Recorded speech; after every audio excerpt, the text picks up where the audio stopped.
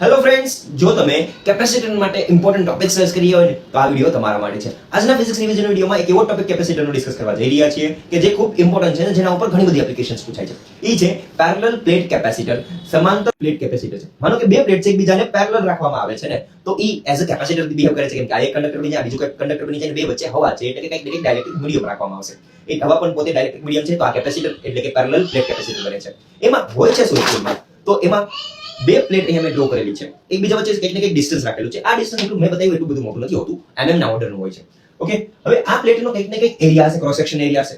એની સાથે હું બેટરી જ્યારે કનેક્ટ કરું છું, ઓકે, ત્યારે થશે શું કે બેટરીના નેગેટિવ ટર્મિનલમાંથી જે ઇલેક્ટ્રોન્સ છે, ઓકે, એ એક પ્લેટ ઉપર આવશે, એટલે આ પ્લેટ શું બનશે? આખી નેગેટિવ. ઓકે, અહીંયા ઇલેક્ટ્રોન્સ આવશે. જ્યારે આ ઇલેક્ટ્રોન્સ છે, અહીંના જે ઇલેક્ટ્રોન્સ છે આ પ્લેટના, એને રિપેલ કરે છે, એટલે અહીંથી ઇલેક્ટ્રોન્સ બધા ક્યાં જશે? બેટરીના પોઝિટિવ ટર્મિનલમાં. એટલે બેટરીના નેગેટિવ ટર્મિનલમાંથી અહીંયા ઇલેક્ટ્રોન્સ આવ્યા છે. ઓકે, ઇલેક્ટ્રોન્સ આવે છે એટલે નેગેટિવ ચાર્જ બને છે, આ નેગેટિવ ચાર્જ બને છે. એ અહીંના નેગેટિવ ચાર્જ એટલે ઇલેક્ટ્રોનને રિપેલ કરે છે, એટલે અહીંયા ઇલેક્ટ્રોન્સ બેટરીના પોઝિટિવ ટર્મિનલમાં જાય છે. આને ઇલેક્ટ્રોન્સ લૂઝ કરેલા છે, એટલે આ પ્લેટ શું બનાવે છે? Positive charge.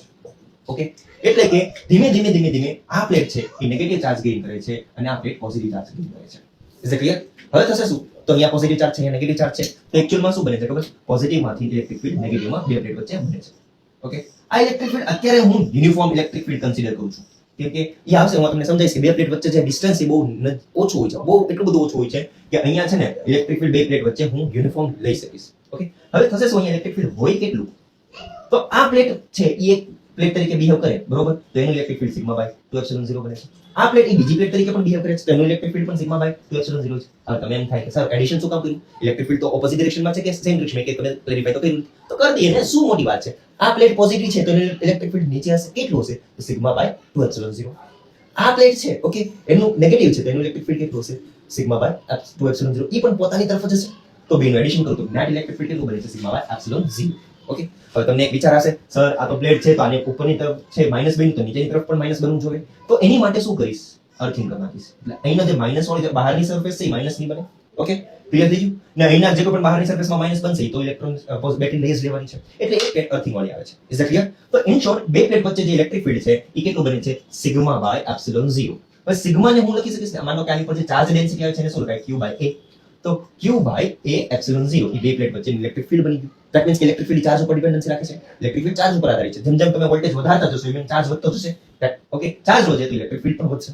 ઓકે, તો ઇલેક્ટ્રિક ફીલ્ડ હું બીજી રીતે પણ લખ્યું, V/d. Electric field is equal to V by d આવે છે, યાદ છે? આ જ ચેપ્ટરમાં ઇલેક્ટ્રોસ્ટેટિક્સમાં જ આવે છે. હવે તો V is equal to V by d થઈ જાય છે. હવે આ બે ઇક્વેશનને તમે ધ્યાનથી જુઓ, ઓકે, તો એના ઉપરથી હું Q બાય V ને સબ્જેક્ટ એટલે કે કરતા બનાવી શકું, તો આ V નીચે આવી જશે ને એપ્સિલોન 0 એવું ઉપર જશે, તો એપ્સિલોન 0 A upon d બની જાય. Q બાય V યાદ કરો શું છે? તો C is equal to Q by V, capacitance બોલાય છે ને.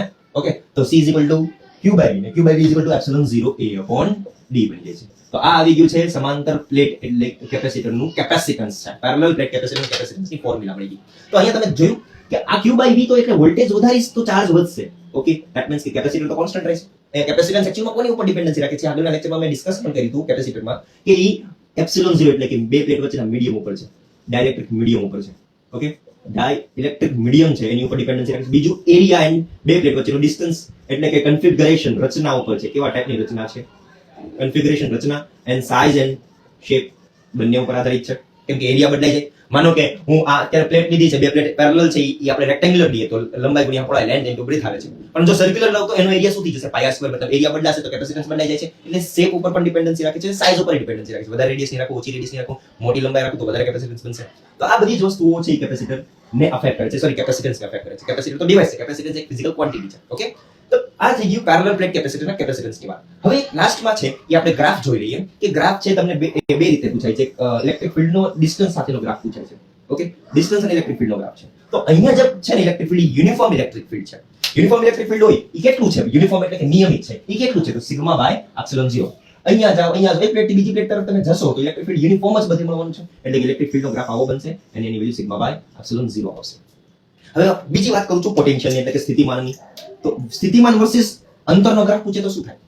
તો માનો કે તમે પ્લસ થી માઈનસ જતા હો તો પેલા સ્થિતિમાન વધારે હતું, પોઝિટિવ હતું, ધન સ્થિતિમાન જેમ જેમ ઋણ તરફ જશો એમ સ્થિતિમાન શું થશે? ઋણ બનતું જશે. Is it clear? એટલે કે સ્થિતિમાન ધન પ્લેટ થી પછી ક્યાંથી ક્યાં જાવ છો એ ધ્યાન રાખો. ધન પ્લેટ થી ઋણ પ્લેટ જતા હો, ઓકે, તો ઇલેક્ટ્રિક ફીલ્ડ છે, સોરી પોટેન્શિયલ છે, ઘટતું જશે. કઈ રીતે ઘટે? ખબર? અંતર સાથે.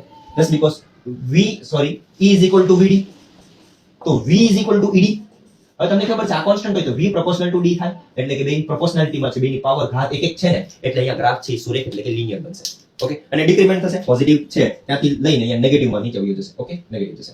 આ તો મેં થોડું પ્રોપર નથી ડ્રો કર્યું, એકચ્યુઅલમાં જે છે જેટલું જ અહીંયા પોઝિટિવ હશે, ઓકે, પોટેન્શિયલ એટલું જ નીચે શું બનશે, નેગેટિવ બનશે. એટલે પોટેન્શિયલનો ગ્રાફ જોવા જઈએ, ઓકે, તો આવો બનવો જોઈએ.